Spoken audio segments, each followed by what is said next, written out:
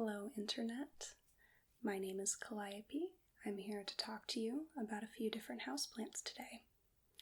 So this video is filmed in an ASMR style, which essentially means that I'm going to be speaking in a soft-spoken voice. This is going to go a little slower than a normal video would, and there may be some more exaggerated movements or noises in order to induce the feeling of relaxation. So, if that's not your thing, that's okay. But if you're cool with that, we can go on. So today I want to talk to you about some ironclad plants. So I am a grower. I am a retail worker for a greenhouse and garden center. So a question that I get almost every single day is, what plant will I not kill? So I have a short little list of some plants that, in my experience in my own home and also working in a greenhouse, that are super hard to kill, or at least pretty easy to manage. So, firstly, I want to give an honorary mention.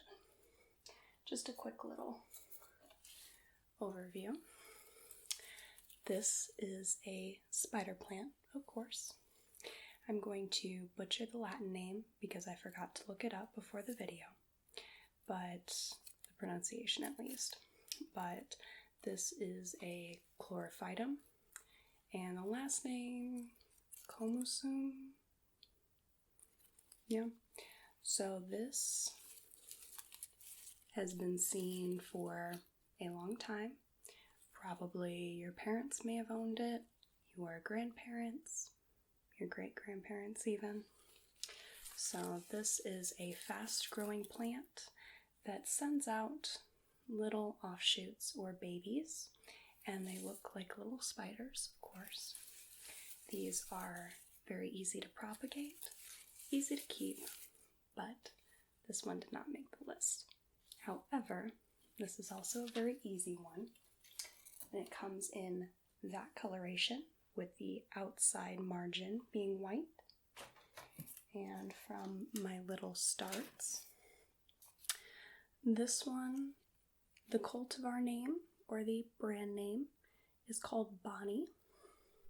This is a curly spider plant, so this one will grow in a curled pattern.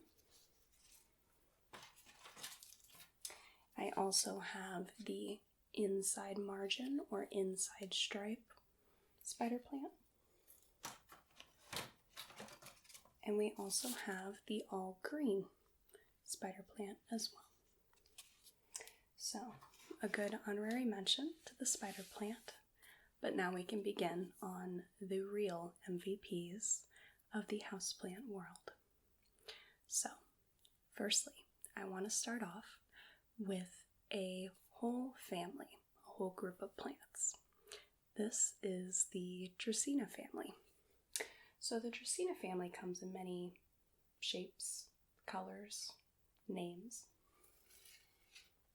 For example, this is a Dracaena deremensis. The brand name, cultivar name, is Limelight, named for its lime green color. These grow in a single stalk, and all members of the Dracaena family grow quite slowly. So these are tolerant of all different light types. You can do a low light setting, like a north window, or a place quite away from a window. These can even be grown under fluorescent light. However, they have to be on for several hours, like a long time. Again, these grow quite slowly. I don't think you'll really notice it. Perhaps some years on you might notice it may grow a little. But these are also very low maintenance and very forgiving as far as watering goes as well. So these, I typically check on them once a week and perhaps water it every week and a half. I'm also kind of a bad plant parent. I don't live at the place that I keep these, so sometimes they get missed, but these have kept very well nonetheless. So this was the Limelight deremensis. We have the pineapple Dracaena, or Dracaena compacta. This one will keep growing with this sort of rosette shape and keep growing upwards. Now you may notice, if you are a bad plant parent and happen to water these less frequently than they need, you may get a couple of brown dried leaves at the bottom as it's trying to conserve moisture, and it will ditch the older leaves in favor for the new ones. So Dracaenas are going to be a pretty standard houseplant as far as fertilization goes as well. So I typically treat all my tropical houseplants as, well, really any houseplant. You fertilize them in their growing season, which is generally from spring to early fall. So I like to fertilize mine generally in April until August or September. And now for the last specimen. This is a brand new cultivar. This is the Ray of Sunshine Dracaena marginata. So Dracaenas are also a toxic plant. I wouldn't have your children or your pets or any of your other people get into these. If they nibble on a few leaves, they should be okay. However, I would definitely consult with a veterinarian or your doctor if they get into them.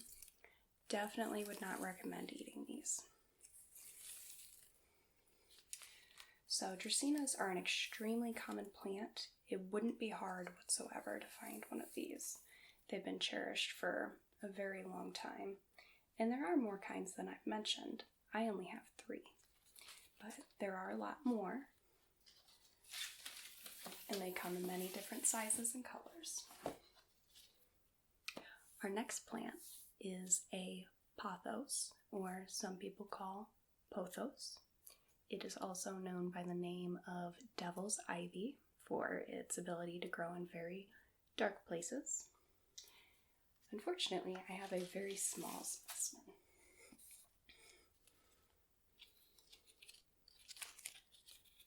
So these have the Latin name Epipremnum, aureum, and originally when they were named, they did have the Latin name Pothos, but then it was changed to Epipremnum. So this cultivar is called a neon pothos, which I've only seen in recent years. So I have just a couple shoots. These I started myself. So oftentimes you'll see a few different other colorations. For example, Marble Queen with the white variegation, the Golden Pothos with yellow variegation, and the regular green Pothos variety. These are a vine. They are a fast-growing vine. They are the fastest growers of all the plants that I'm going to mention. They will have much bigger leaves as they get older, of course. As they grow, your oldest leaves are going to be, they can get quite large, whereas your newest leaves are going to be quite small. So, again, they can tolerate a lot of different lighting conditions, whether it's a low light situation or a high light situation. However, I would not put these in a lot of direct sun for the reason that they easily get sun scald. or for us, sunburn. If you notice that it has sunburn, they oftentimes will have these whitish, scaly patches on them. And of course, they're going to bleach out quite a bit from the sunlight. So, the devil's ivy is also one that I wouldn't think of watering very often at all. That likes to dry down quite a bit before you water it. Really, the only thing I would consider the death of those is overwatering. You can root them in straight water, but that doesn't mean that you can keep it in water all the time. So,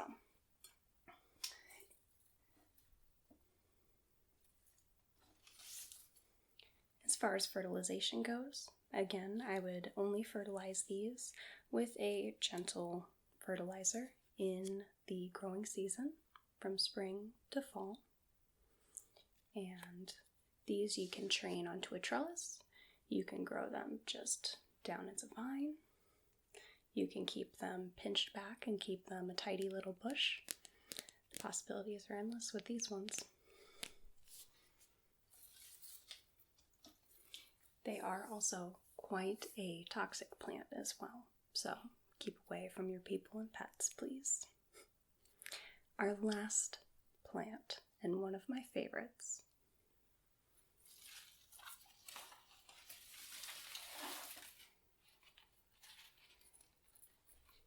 this is a ZZ plant, so named because the Latin name is rather long and they both start with a Z.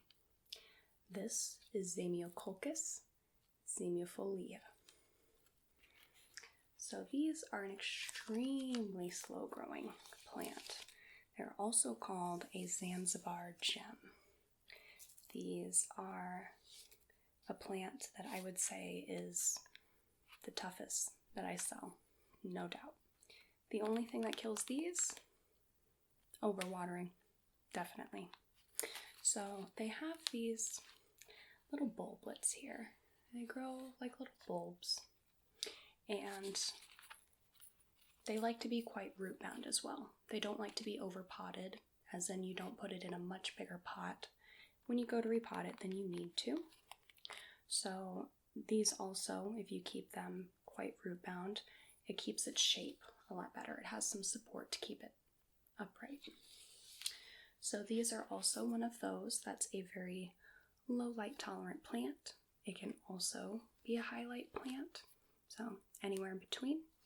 However, again, I wouldn't put it in too much sun, direct sunlight, because it will also get sunburn.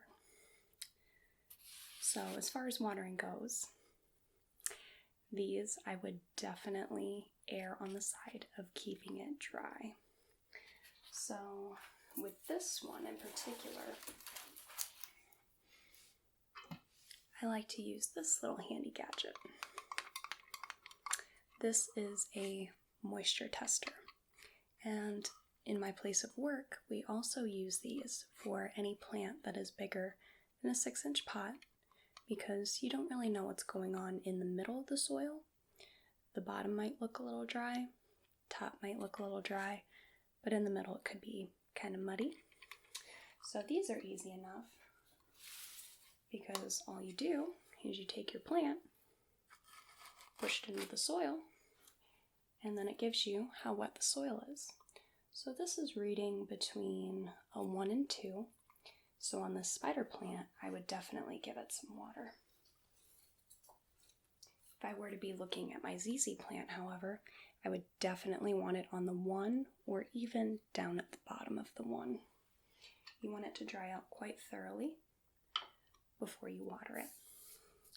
Fertilization with these is going to be a little trickier. I would definitely stay on the side of a gentle, more organic fertilizer. The reason being that since they don't grow very fast, they don't seem to be a very nutrient hungry plant, at least in my experience in my own household and the greenhouse. So I like to use an organic fertilizer as it's easier for the plants to take up. So this is a cactus fertilizer. However, there is a line that is indoor plants. This is by Espoma. It's an organic. And this is a liquid fertilizer. By the way, this is not sponsored. I would love Espoma to sponsor me. However, it's not. I've just used this for a long time. So the way this works is you get, the dose is already measured. This is 1 dose per quart of water. And that you can do every week, every 2 weeks within the growing season. But I like to err on the side of more gentle. So these are extremely toxic plants as well. Super duper toxic. So please keep it away from your pets and from your people. I have had a cat that has nommed on one of those. The most she would do is throw up, but she also did a couple of quick bites. I wouldn't test it though. So if you see someone or something eating your ZZ plant, please contact some medical attention for that. So these have gained a little bit more popularity lately because there are 2 new sort of colors, recent colors that have come out. You may have seen on Instagram or Pinterest perhaps that there is a black ZZ plant called Raven. There's also a variegated green and yellow ZZ plant, which I feel like both of them are going to have to be mine pretty soon. So these come in a couple of different colors. As of late, I've only ever sold this green variety with the dark green older leaves and bright yellower green newer leaves. Okay, so that about wraps it up. So a few last tips for these. All of these plants that I've shown you like to be a little more root bound, in that I wouldn't pot it every single year on the dot or every 6 months. I would keep them in their pot, and even better, you can pull them out and make sure that they need to be repotted. So for example, this one right here, you've got the roots circling quite a bit right there. They look real healthy though. But that one, I'm definitely going to repot in the spring. So that needs a little bit of a bigger pot. When you're going to be potting these, you only want to go one size up. This is a 4-inch pot, so I would only go up to a 5 or 6-inch pot. Never any bigger than that. If you do, you're going to have a lot more soil to plant ratio, and your roots aren't going to grow fast enough to use the water that's absorbed by that soil. So, unfortunately, it can lead to a lot of rot because you have a lot of water just sitting in soil that's not being used. Another thing, all of these like to be watered when they're quite dry. Dracaenas maybe a little more watering than the other 2, but even still, if you're not sure whether to water it, go ahead and wait a couple days. It's always better to underwater than it is to overwater. You can always, well, most of the time, you can rescue a plant that's been through some watering issues on the dry side. However, if you overwater quite a bit, it can lead to rot, which oftentimes is not salvageable. So, I hope you enjoyed this video, and I hope you got something out of it. Thanks so much for joining me. I'm Calliope, and I hope you have a whale of a day. See you later.